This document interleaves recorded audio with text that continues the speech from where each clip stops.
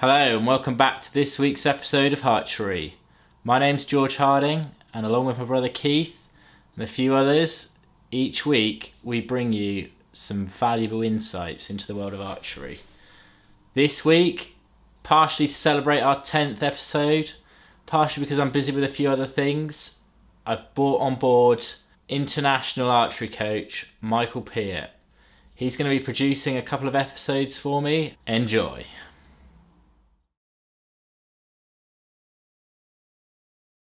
I see him while you're watching this.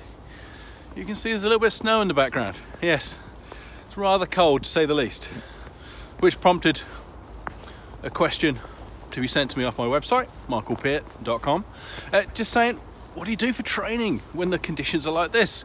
Because even if you're lucky enough to have your own field, frankly, considering it's -6 at the moment, it's a bit cold to go shooting. First of all, first thing to say is, don't go shooting outside in this. I think really, once our fingers get cold as archers, what we're doing is probably not worth doing. It's just not going to be training of any sort of quality. So what I'm going to do is now put a picture up and show you what a world-class winter training venue looks like. And don't worry, it's not going to cost £10 million.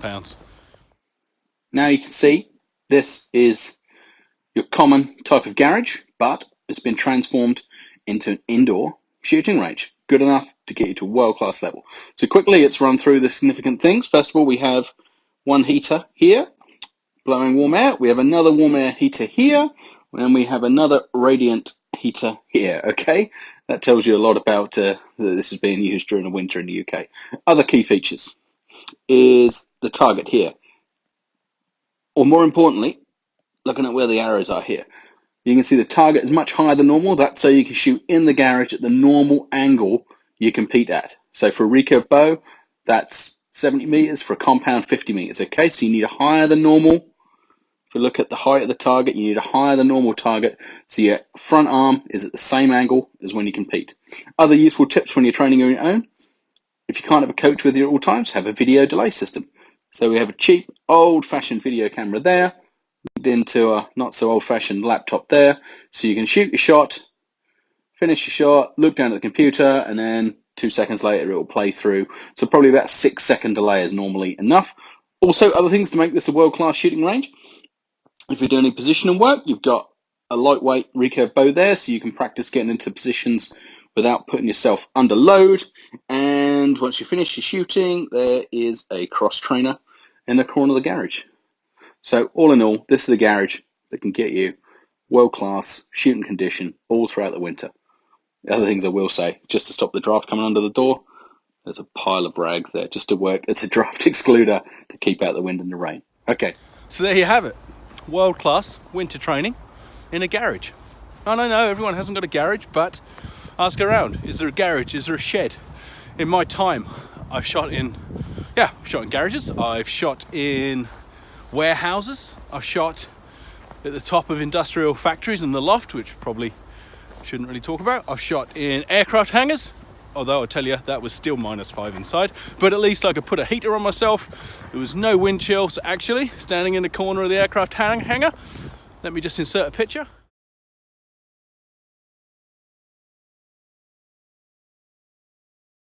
There you go, you can see the picture.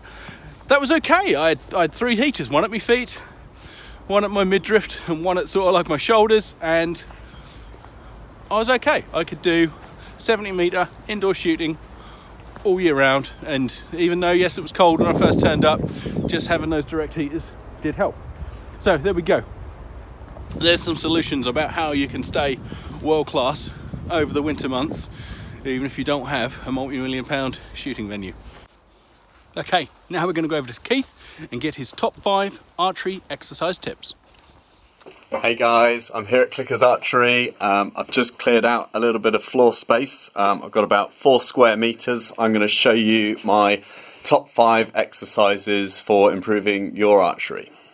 So the first exercise I'm going to go through is the ITW. This is for improving the recruitment in the middle of your back and helping you maintain your shoulder posture whilst you're shooting.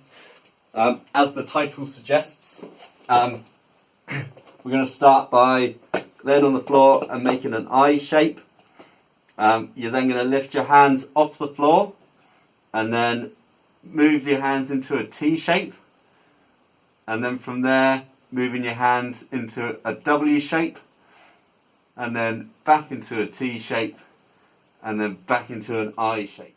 So we've got one exercise for your drawing muscles.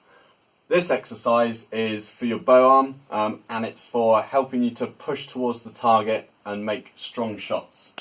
It's called the yoga press up. It goes a bit like this.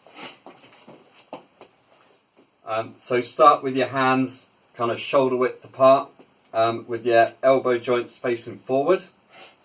Then go into a press up position, and then you're just going to do a press up. Make sure you keep your elbows in, and then afterwards you're just going to stick your bum in the air and drive your hands towards the floor as far as you can. Hold it for a couple of seconds and then come back into the press up position and then go for the next rep.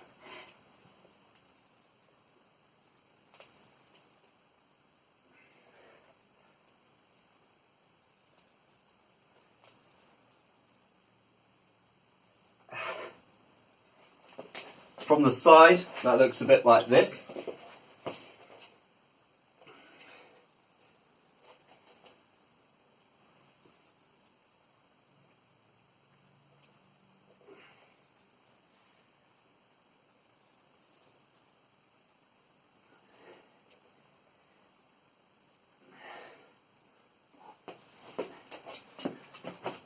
This will also help you to strengthen your core as well. And in the press up position, you can really drive your hands away from you, and that will also help with strengthening the serratus anterior.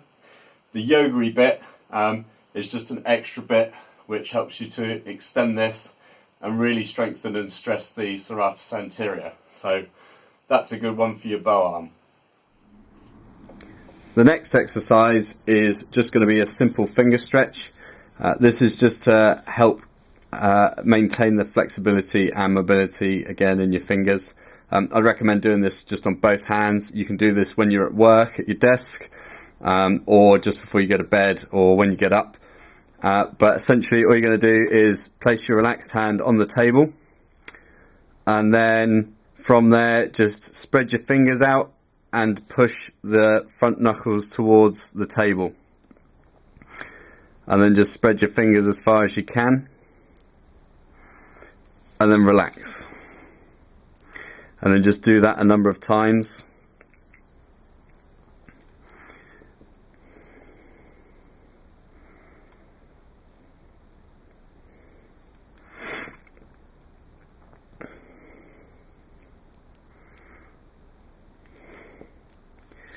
And that's it. The third exercise I'm going to show you is mainly for helping you to raise perception of what your shoulders are doing. It's quite a common occurrence for newer archers to use their upper trapezius when raising their hand or their bow arm. And what you'll see is this front shoulder comes up, and this is bad because then the skeletal structure around your shoulder is then misaligned, and that can lead to like front arm collapse and things like that. So all you're going to do is what we call a lateral raise, and you can start without any mass at all, and all you're going to do is stand in sort of a strict, well postured position, and you're just going to lift your hands until they're horizontal, and then just bring them back down again. And it's good to do this exercise in front of a mirror, just so you can make sure what your shoulder joint's actually doing. You'll see that my shoulder joint doesn't move at all. Yes, the definition of the deltoid makes it look like this part of my arm raises, but I'm going to put this finger on the top of my shoulder joint, and you'll see that it doesn't move at all. So none of this business going on. The lateral raise. In the beginning, it's probably good to keep your hands empty But if you want to step up the pressure or help to strengthen the middle of your back, you can then add weights into your hands as well. The fourth exercise is just a simple finger exercise. I'd suggest doing this on both hands just for kind of balance, but it is designed really to help with your hook in hand and just to help maintain mobility and flexibility in those fingers. So all we're really going to do is sort of joint by joint, just curl your fingers in until you make a fist, and then just lightly squeeze, and then open your hand back out. Really stretch that hand out when it's open, and then just do that a few times. This can be quite good as a warm down exercise, just to help stretch out your fingers, or as a warm up exercise, especially if it is cold, just to make sure you've got that mobility and flexibility in your hands before you start shooting. From the side, it just looks like this. So joint by joint into a fist and a light squeeze, and then open out again. These are just the top 5 that I would definitely recommend to anybody to help support their archery. Stay tuned and we shall feed you with some more. Whoa, how was that for an episode? We'll be back with more, same time, next time. Watch out for it.